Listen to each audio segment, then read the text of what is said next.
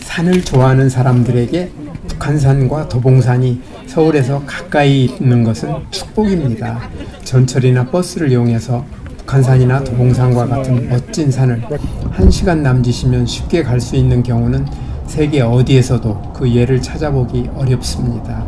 이러한 사실이 알려지면서 북한산이나 도봉산을 찾는 외국인들이 많아져 요즘에는 북한산이나 도봉산을 가게 되면 외국인들을 쉽게 만날 수 있습니다. 북한산에 있는 수많은 등산로 가운데 의상능선이라는 매우 도전적인 코스가 있습니다. 올라가는 길이 처음에는 매우 가파른데 어느 정도 올라간 다음에는 오르내림이 심하여 설악산의 공룡능선을 연상하게 합니다. 이런 이유로 의상능선은 북한산의 공룡능선 또는 작은 공룡능선이라는 이름을 가지고 있습니다. 그래서일까요?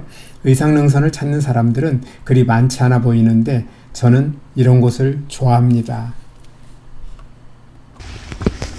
저는 북한산을 자주 가긴 하지만 북한산은 꽤 큰 산으로 어떤 블로그에서 26개라고 이야기할 정도로 능선도 꽤 많은데 저는 같은 등산로를 여러 번 이용하는 것은 별로 좋아하지 않습니다.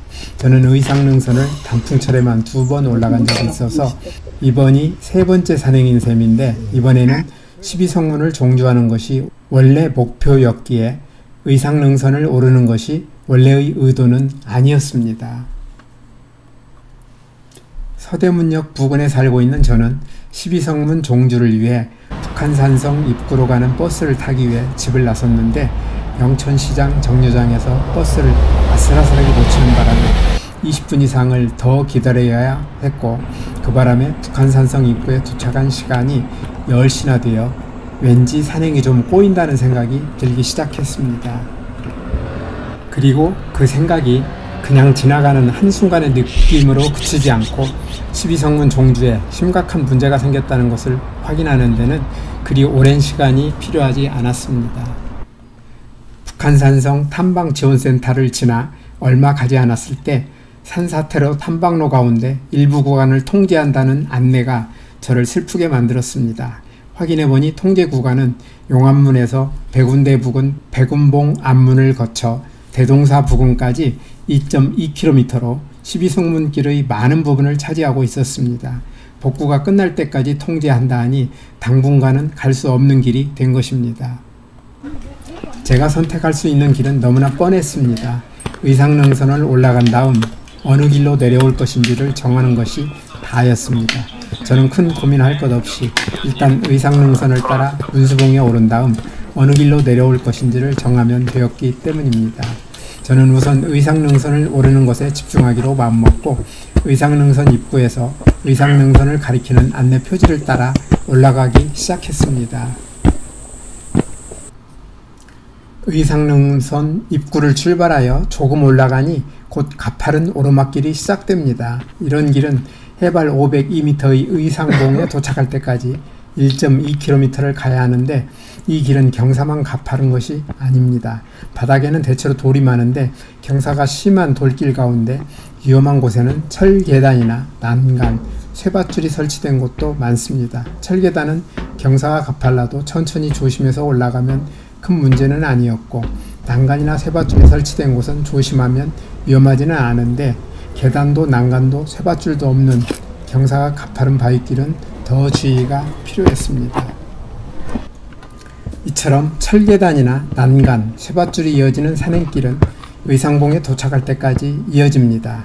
다행히 길바닥에 눈이나 얼음이 있는 겨울철도 아니고 물기가 많아 잘 미끄러지는 상황도 아니라서 특별히 위험한 곳이 없어 올라가는데 시간이 좀 많이 걸리고 조금 힘이 들긴 했지만 이런 스타일의 산행을 좋아하는 저로서는 큰 어려움 없이 올라갈 수 있었습니다. 다만 올라가면서 동영상으로 여러 곳을 찍느라고 올라가는 속도는 빠르지 못했습니다.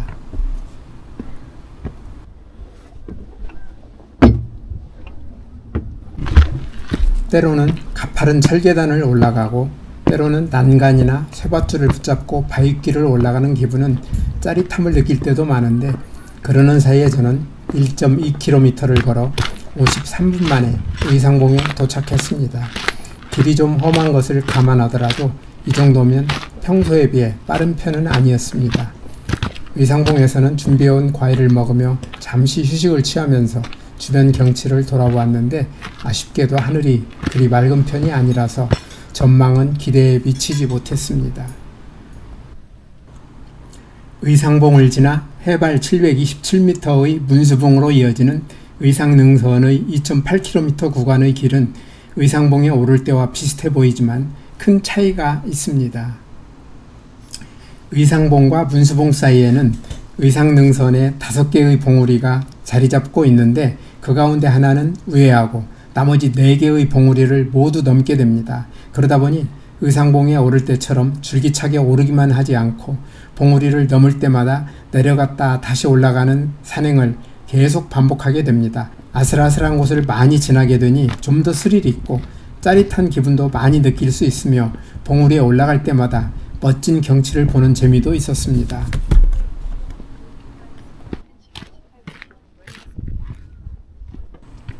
의상봉을 지나 문수봉으로 가기 위해 300m쯤 내려가면 고갯마루가 나오는데 여기에는 성문 위에 문루가 없는 일종의 비상출입구 역할을 하던 가사당암문이라는 암문이 있고 이곳을 지나 다시 가파른 오르막길을 올라가면 다음 봉우리인 용출봉이 나오는데 의상봉에서 용출봉에 이르는 700m는 눈이 바쁠 만큼 주변 경치가 환상적이고 길 양쪽이 대부분 절벽인 아슬아슬한 길이 끝없이 이어집니다.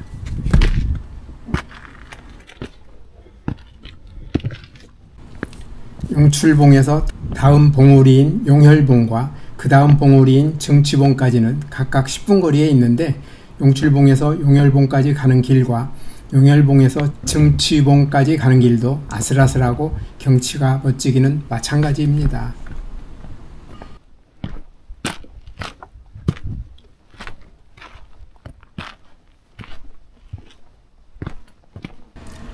증취봉에서 능선을 따라 조금 내려가니 고갯마루가 나오며 여기에는 비상출입구 역할을 하던 부황동 암문이라는 또 하나의 암문이 있는데 북한산성에는 모두 8개의 암문이 있습니다. 부황동 암문을 지나 다시 오르막길을 30여 분 올라가니 또 하나의 봉우리인 나한봉이 나옵니다.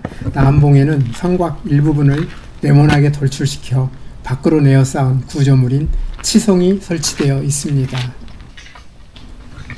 나한봉에서 다시 조금 내려가니 또 하나의 암문인 청수동 암문이 나오고 여기에서 조금 더 올라가니 드디어 의상능선의 끝인 해발 727m의 문수봉에 도착했습니다.